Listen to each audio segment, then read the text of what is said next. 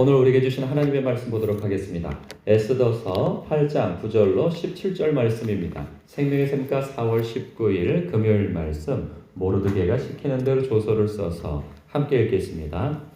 그때 시완월 곧 3월 23일에 왕의 서기관이 소집되고 모르드게가 시키는 대로 조서를 써서 인도로부터 구스까지의 127지방 유다인과 대신과 지방관과 관원에게 전할세. 각 지방의 문자와 각 민족의 언어와 유다인의 문자와 언어로 쓰되 아하수에로 왕의 명의로 쓰고 왕의 반지로 인을 치고 그 조서를 역졸들에게 붙여 전하게 하니 그들은 왕궁에서 길러서 왕의 일에 쓰는 준말을 타는 자들이라.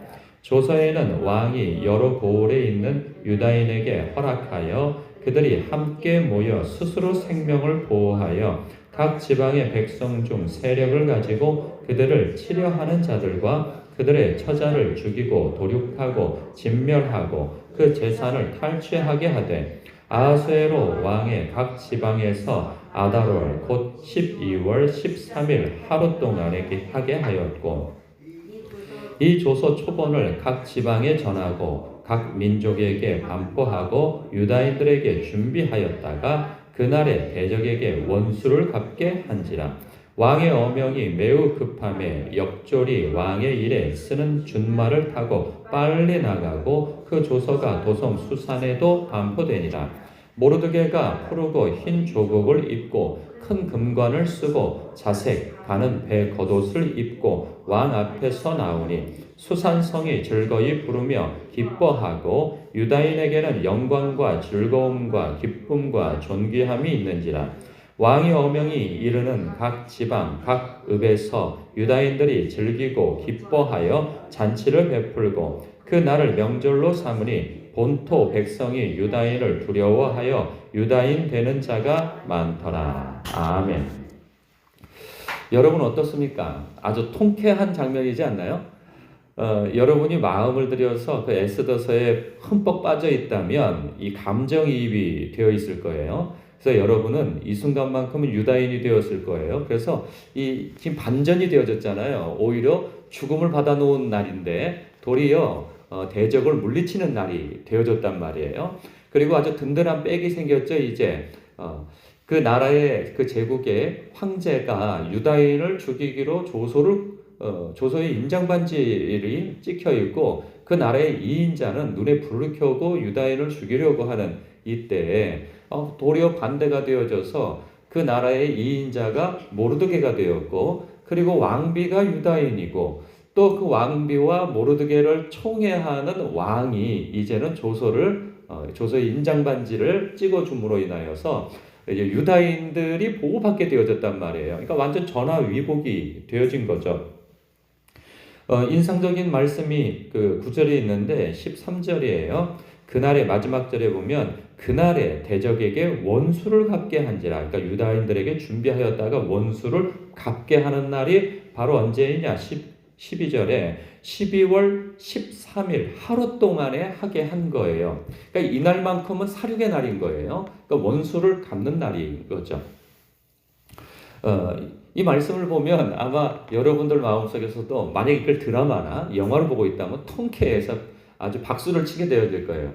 가끔 그 드라마 같은 것을 보게 되어지면은 이 주인공이 막 극한까지 몰려서 이 대적자들이 그냥 온갖 흉계를 꾸며가지고 자신들에게 유리한 방향으로 몰고 가서 막 주인공이 이제 곧 죽어나갈 것 같은 그런 위기에 한껏 몰려 있을 때 막 조마조마하잖아요. 그러다가 그 지혜를 발휘해서나 어떤 환경이 뒤바뀌어서 그 주인공이 이제 대적자들을 물리치는 상황이 되어지면 막 통쾌하게 마음이 막 일어난단 말이죠. 그러니까 우리에게도 그와 비슷한 마음이 일어나고 대리만족이 막 느껴진단 말이에요. 야, 그렇구나. 하나님께서 이렇게 역사하셔가지고 저 대적자들을 물리쳐 주시는구나. 그리고 또한 그 당사자들 또한 그 날을 날 잡아놓고 대적자들을 살육하는 날로 해서 그들의 마음은 아주 기쁨으로 충만해 있다는 거죠. 이놈들 잘 만났다. 너희들 죽었다. 이제 이렇게 되는 거죠.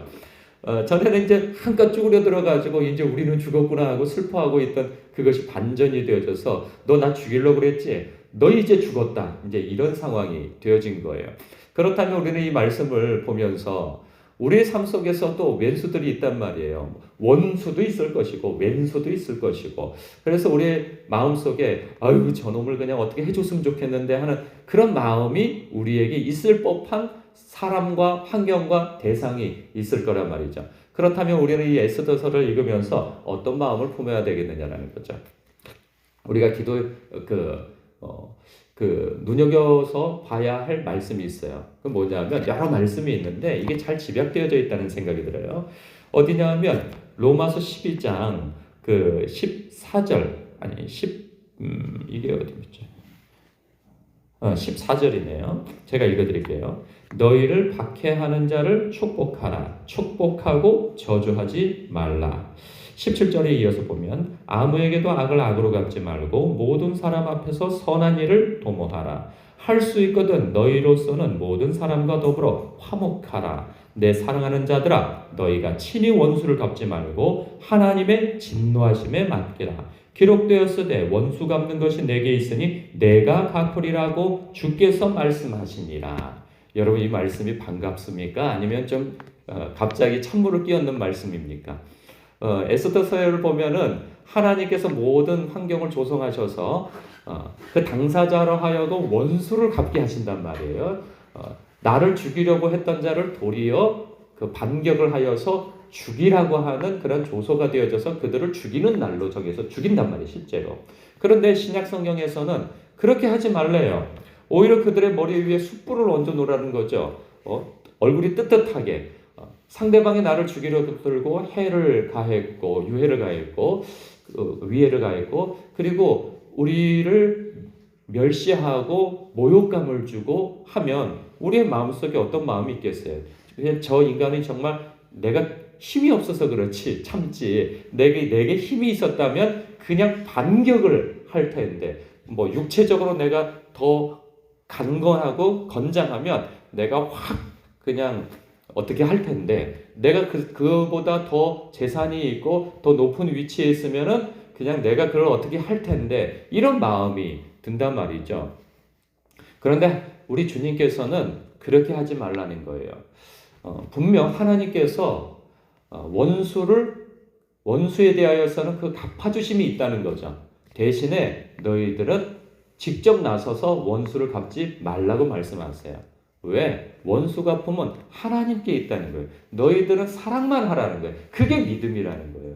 우리의 믿음이 하나님께서 반전시켜 주셔서 내 손에 피를 묻히는 것, 통쾌하게 상대방을 제압하고 두들겨 패주고 모욕감을 되받아치게 하여서 주는 것, 이것은 우리에게 주어진 일이 아니라는 거예요. 그러니까 믿음은 그냥 우리가 통쾌하게 무찔러서 야 하나님께서 도우셔가지고 내가 이런 힘과 능력이 있어서 저를 물리쳤어. 이것으로 우리의 믿음을 확인하는 것이 아니고 하나님께 그것을 맡기고 우리는 사랑만 하라는 거죠. 그러니까 왜 그렇게 하라는 거죠? 예수님께서 그렇게 하셨기 때문인 거예요. 예수님께서 사랑만 하셨어요. 왜? 우리가 원수 되었고 하나님을 대적하였고 예수님을 알아보지 못했으며 그리고 예수님을 조롱했단 말이죠. 그때 예수님께서는 되받아치기를 하지 아니하셨고 십자가에서 내려와서 당신을 조롱하는 자의 뺨을 때리지 아니하셨으며 그리고 당신은 12군단이나 더 되어지는 천사를 소환하여서 보호받을 수 있었으나 그렇게 하지 아니하셨어요. 그래서 그것을 다 받으셨고 하나님의 저주를 오롯이 받았단 말이죠. 그 하나님의 저주는 사실 사람들이 통로가 되어져서 예수님을 위해를 가했던 거란 말이에요. 그랬을 때 예수님께서는 왜 참으셨는가? 당신이 참으셔야 하나님께서 그 당신을 위해를 가하는 그 인간들의 죄를 대속해 줄 수 있었던 거예요. 우리들도 마찬가지인 것이죠. 우리들도 우리에게 원수가 되어져서 우리를 괴롭히는 사람들을 위하여서 우리가 해야 할 것은 무엇이냐? 기도해야 하는 것이죠. 기도하고 근데 그 기도조차도 주님께서는 그 원수를 위하여서 기도하라고 말씀하세요. 이거 얼마나 어려운 일입니까? 그런데 고지봇대로 여러분의 감정을 다 삭혀가지고 그 사람을 위해서 복을 빌어주고 이거 우리 성경에 되지는 않아요. 저는 그것을 따르라 말하고 싶어요. 왜냐하면 다윗의 기도. 다윗은요, 우리의 성전과 참 비슷하다는 생각이 들어요. 그 시편을 보세요. 이 원수에 대해서 막 악담을 하고 그리고 저들을 물리쳐 주시고 이를 부러뜨려 주시고 막 이런 얘기가 나옵니다.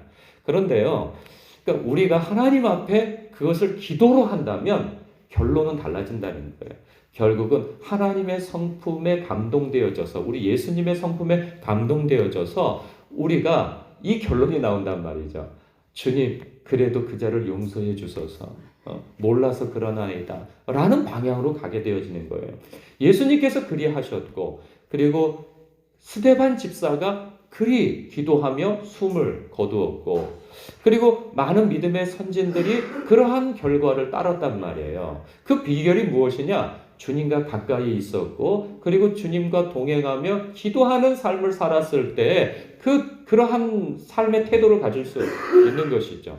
그렇지 않으면 우리는 늘 마음속에 상처를 품고 상대방에 대한 적개심을 품고 원한을 품고 이렇게 되어진단 말이에요. 그러나 이 말씀이 우리에게 오늘 이 에스더서가 우리에게 주는 모범은 무엇이냐? 마지막 때에 일어날 일에 대한 그 원수 갚음이 하나님께서 이렇게 해주시겠다고 하는 것을 우리에게 구약 성경을 통해서 보여주시는 거예요. 통쾌하게 하나님께서 우리의 눈물을 닦아주시고 그리고 우리를 대적하고 끝까지 회개하지 않는 사람에 대하여서 하나님께서 이렇게 무섭게 날 잡아서 심판하실 날이 있으시다는 거예요. 그렇죠.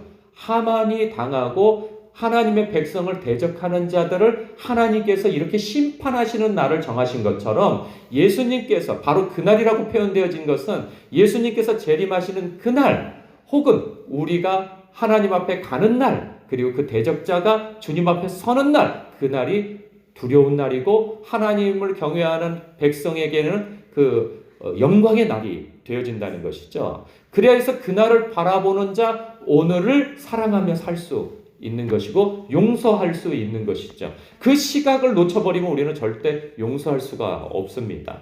그래서 우리는 그렇게 하나님의 시각으로 또 하나님의 나라의 열린 눈을 가져야 하는 것이죠. 그렇지 않으면 우리는 신앙생활 제대로 해 나갈 수가 없어요.